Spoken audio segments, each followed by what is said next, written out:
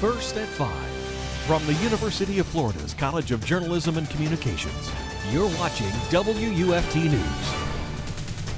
Welcome to WUFT News First at 5. I'm Samantha Narson. And I'm Sofia Mingote. Thanks for joining us. The City Regional Transit System proposed an addition of 2 express routes. WUFT's Alexus Cleavenger shows us what these new routes would look like and joins us live now. Alexus? Thanks, Sophia. The 2 express routes would add one route running north to south and the other east to west. The hope is to give riders a more efficient option for traveling by bus. I went out today and spoke with riders to find out what they think about this proposal. Stop and go. Every day, roughly 25,000 riders commute via RTS buses. The bus is Sylvia King's only transportation to and from work. Well, I use the bus every day. A new proposal by RTS introduces express routes. The goal is to give riders like King a more efficient experience. I think the express routes will be great. Keep people on time, keep people ready to go to work on time. The express routes will include 5 to 6 stops. They are designed to get folks quickly from one end of the city to the other. The Compass North-South route will run from the North Walmart Supercenter to the Meridian Behavioral Healthcare Center. Currently, that commute takes 42 minutes, and riders have to switch buses at least 3 times. The Compass East to West route will run in a similar way. I'm here at the Butler Plaza transfer station where soon riders will be able to go from here to here at the UF Health Science Center with a limited number of stops. Santa Fe college student Brandon Liu likes the addition of express routes. It will better serve his weekly commutes. I feel like a lot of stops are a little slower, but everyone needs to get picked up at one point. He wants increased accessibility. Santa Fe is kind of pushed aside. They're 2 or 3 buses are fine there, but it's a lot of hassle to get there. Ishvara Allahan is in favor of more stops. Sometimes I wish there's almost more stops, just spread out, because distances between stops can be pretty long. RTS hopes the community input will help riders get on board. At this moment, this is just a proposal. RTS is holding its first community feedback meeting at 6 p.m. The second meeting will be held on April 26th. After that, RTS will present a finalized proposal to the Board of Commissioners early this summer. Thanks, Alexis. Governor Ron DeSantis announces another year of bonus pay for first responders. Like last year, first responders will be receiving a $1,000 bonus. The money will go to local police officers, sheriff's deputies, paramedics, EMTs, and firefighters. The legislature included $125 million in its budget to cover the cost. Last year was for pandemic performance. This year is for a little more of that stress plus inflation. It really is special. It shows that the governor really cares about first responders in the state of Florida. And our Board of County Commissioners, they do a great job in supporting us.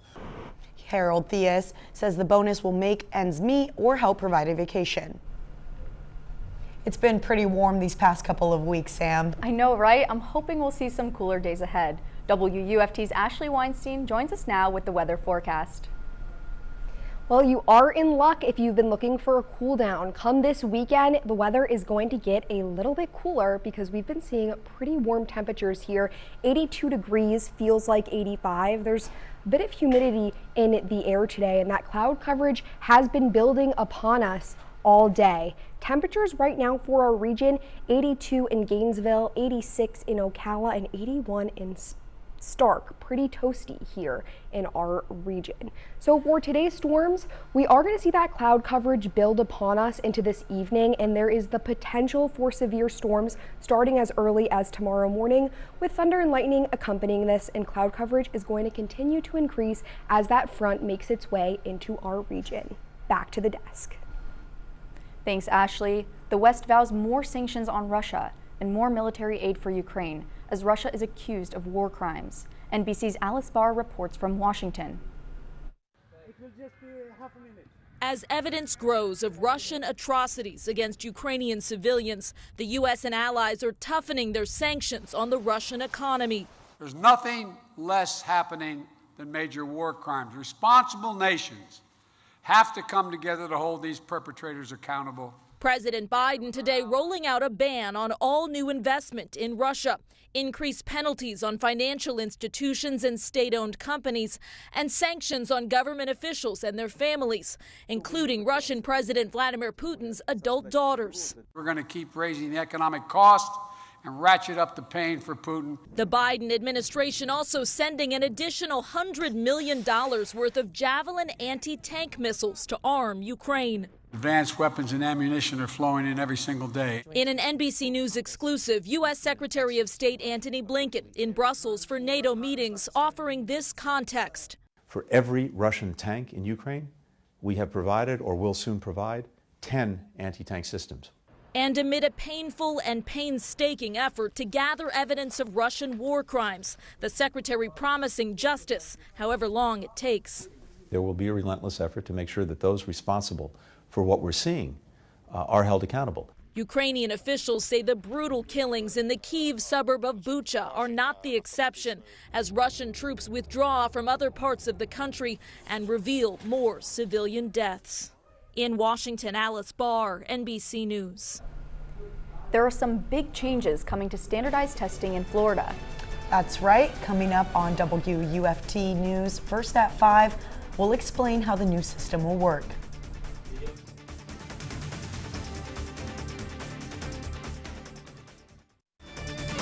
You're watching WUFT TV News. Florida will soon have a new statewide educational assessment system. WUFT's Kennedy Mason tells us how this change may affect students. Okay, where can you find it? The student assessment bill signed by Governor Ron DeSantis eliminates the Florida Standard Assessment. The FSA measures students' education gains and progress with one multi-day exam a year. Instead, they will take 3 progress assessments throughout the year. It must be given at the beginning of the school year, within the first 30 days of the school year, then again in the middle of the school year, and then again at the end of the school year. The Alachua County Public School District Office notified parents a few weeks ago to let them know about the new system. Former educator and now parent says removing the FSA test will be a positive change for students. You see how a child builds up the anxiety. You see the stress that comes out. You see the nervousness. The new progress monitoring exams will be all computer-based, which is a change from the previous exam. The district office is working to implement these testing changes into the upcoming academic school year. Alachua County Public Schools Public Information Officer Jackie Johnson is still trying to figure out many of the logistics. How many computers we're going to need? How many computer labs will need to be open? How much time will we need to take out of the instructional day to administer these tests? The new testing arrangement will allow for more instructional time within the classroom. This will give students the confidence they need to succeed as they continue through their academic career. You don't want a child to think that in 3rd grade, if they don't pass that test, I'm going to be retained, I'm dumb, I'm this. DeSantis says the new test is fully funded. Reporting from Gainesville, Kennedy Mason, WUFT News. Students will wrap up FSA testing this spring, and the new changes will come for the next school year. A new government program is helping Alachua County become more eco-friendly. The U.S. Department of Energy's Local Energy Action Program, or LEAP, chose Alachua County for a grant. LEAP is designed to assist 22 energy overburdened communities across the U.S.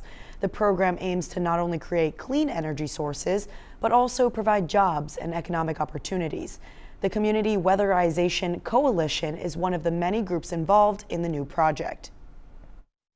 We need to make sure that we are bringing in the voices of the low-income and minority neighborhoods in our community and making sure that the proposals that go into policies for clean energy are addressing their particular needs. Alachua County is the sole recipient of this program in the state of Florida. A survey circulating around Florida universities has caused concerns over freedom of speech. Last year, Governor Ron DeSantis passed the post-secondary education bill. This bill called for an annual survey across all public Florida higher education institutions to measure diverse viewpoints. The survey asked students and faculty questions like if they feel that liberal and conservative viewpoints are equally tolerated in their schools. However, colleges and universities across the state are encouraging many not to answer the questionnaire, as they fear it is a form of censorship. Lobbyist Barney Bishop disagrees. He believes institutions fear something else. To fill out a survey isn't censorship. What the Democrats are scared of and the far left is scared of, that we're going to find out that truly they have done a fabulous, wonderful, outstanding job of infiltrating academia. United Faculty of Florida President Andrew Gothard says that the state's public higher education system is one of the best in the country. He says that this ranking was not earned by suppressing other ideologies, rather by exploring all other avenues of inquiry. We've been seeing this cloud coverage build throughout the day. More to come on full weather after the break.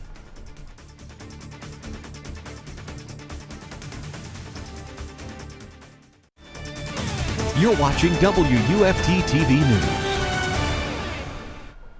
Welcome back. So we're looking here at this cloud coverage that's been building here throughout the day. Now, cloud coverage, we haven't seen any rainfall yet. We're going to see some as early as tomorrow morning and through the overnight, and there is the potential for that to become severe as well. We're sitting at 82 degrees, feels like 87. We have those southerly winds drawing up a lot of humidity in the air, which is kind of making it feel like those muggy summertime conditions. So right now on our current storm tracker, we're not seeing activity here in Gainesville, but largely around us. And as a cold front approaches us today into tomorrow, a lot of that activity is going to move through and into our area. And again, there is a severe potential for storms starting as early as tomorrow morning. So what that's going to look like is tomorrow morning, as that front keeps chugging along into our area, it's going to be a lot of activity ahead of that front with the potential for those storms to become severe. Thunder and lightning will likely accompany this, and cloud coverage is going to continue increasing through the overnight as that front makes its way to us, because there is a cold front that is passing us tomorrow, likely later in the day. Here I'm going to walk us through it. So that front right now is north of us, and we see all of this activity starting tomorrow on Thursday coming along with it. And as it makes its way through our area, a lot of that activity is going to come out, so we're not going to have as much storm possibility as we get into the weekend, but we are going to see temperatures drop a lot. It's going to be cooler than we've experienced here in the last couple weeks in a while, so make sure to bring out your jacket come the weekend. So this week, severe storms are possible beginning tonight, but likely I would expect them into early tomorrow morning, as that cold front will be passing us tomorrow and a cool down will follow it through the weekend. Now, for your overnight conditions, we see those storm chances. That cloud coverage is really building through 12 a.m. and as we get into the early morning hours is really when we see those thunderstorms coming through our area. Which brings me to my 6-day outlook. We see it's going to be pretty warm for the rest of today and into tomorrow as that front makes its way to us. Come the weekend though, after that cold front passes, we're looking at a cool down. Back to the desk. The FHSAA announced the restructuring of high school football. WUFT's Chris Will has more on how this will impact teams right here in North Central Florida. Chris, what will these changes look like? Sophia, while these changes only impact high school football, it is a seismic shift in the structure. The hope is to give schools in smaller communities a better shot at state titles. The city of Hawthorne is a small town, just outside of Gainesville.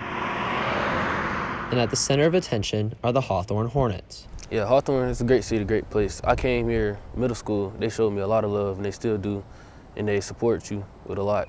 Even off the field, it's a big community, have a lot of love for it. Fluellen is a cornerback on the Hawthorne football team, a team like many schools in North Central Florida that draw a big crowd. When the fall football season comes around, fans across Alachua County will fill these stands. But the teams they see their school face on this field may be a little different. The Florida High School Athletic Association moved away from classifying teams by just the size of the school. Now, teams will be arranged by community population. It says the plan is to help distribute championships across the state and not just the most populated regions. Their population in which they're picking from is different than what we're picking from. When you have 3 million kids or 3 million people in a city or in an area, and compared to our 150,000, things change a little bit. The change placed Hawthorne in the 1 rural class, but the goal remains the same. Winning state, yeah. We still have a lot of people returning, coming back, a lot of weapons, so we should be ready to win, bring it back home for the city.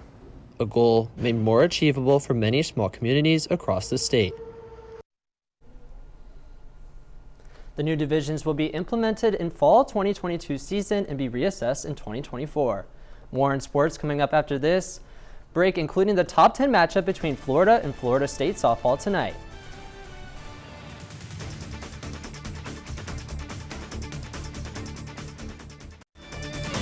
You're watching WUFT-TV News. Welcome to sports. I'm Lauren Cooney. The 6th-ranked Florida softball team will host the 3rd-ranked Florida State Seminoles tonight at Katie Cecil Presley Stadium.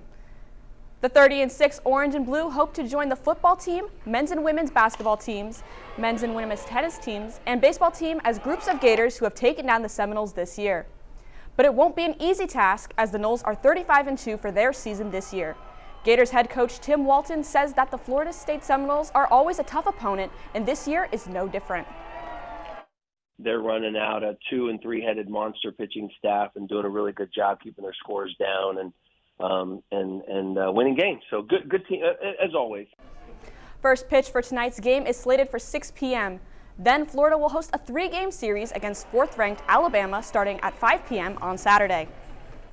The Florida baseball team toppled the Florida A&M Rattlers 13-3 last night at the Florida ballpark. The Orange and Blue bladed 10 runs in the first 4 innings to secure its victory. Florida had 17 hits in the game, helping them improve to 8-0 in midweek games. 3 Gators homered in the contest, brothers Judd and Derek Fabian and B.T. Riopel. The Rattlers remained scoreless until the 8th inning, where a pair of RBI doubles helped them score 3 runs. Florida pitcher Nick Pogue earned his first victory in 776 days and fired 3 perfect innings with 3 strikeouts. Last night's victory put the Gators on a 10-game winning streak over the Rattlers. Up next, Florida will host a 3-game series against the 2nd-ranked Arkansas Razorbacks starting tomorrow at 6 p.m. Spring practice continues for the Florida football team. The team is getting ready for its spring orange and blue game on April 14th in the Swamp. This is the 3rd week of practices with the new coaching staff, and players have noticed differences within the program. Wide receiver Xavier Henderson says that it's the little things that make the players feel appreciated, highlighting French Toast Fridays. Offensive lineman Kingsley Aguakin says before the staff made parking changes, he had $700 in parking tickets due to an injury requiring him to park next to the stadium. He also says the staff has brought in many positive changes for the Gators. We got a lot more fresher food. Like, the food before wasn't awful, but it wasn't fresh. I think that was the main issue. So not having fresh, for example, in the morning, having fresh omelets, fresh eggs, all that type of stuff, it's good to have. And then the parking, that was a necessity. I'm not going to lie to you. Spring practice continues tomorrow for the Gators. The Masters tournament will start tomorrow morning. Tiger Woods, who suffered a major leg injury after a car crash last year, says he plans on playing in the tournament and participated in the practice round this morning. He says he's pleased with his recovery and thinks he's ready for the physical aspect of the tournament.